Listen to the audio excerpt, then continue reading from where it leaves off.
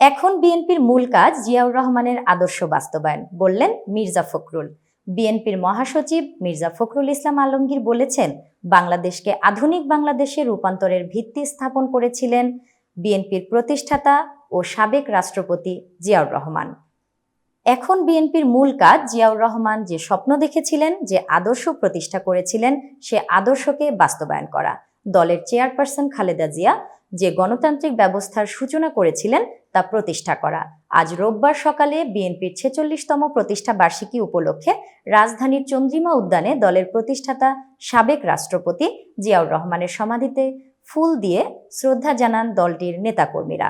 সেখানে সাংবাদিকদের এসব কথা বলেন দলটির মহাসচিব মির্জা ফখরুল ইসলাম আলমগীর।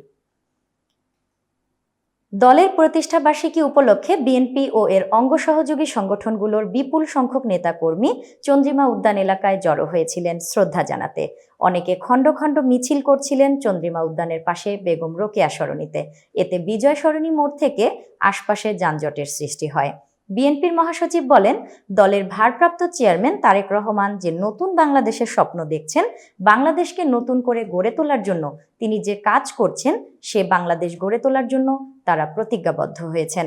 জিয়াউর রহমান বাংলাদেশকে একদলীয় শাসন ব্যবস্থা থেকে বের করে নিয়ে এসে বহুদলীয় গণতন্ত্রের সূচনা করেন।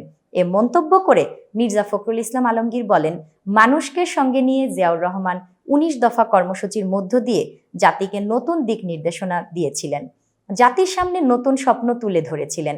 জিয়াউর রহমানের দূরদৃষ্টি বাংলাদেশকে আজকের বাংলাদেশে পরিণত করেছে।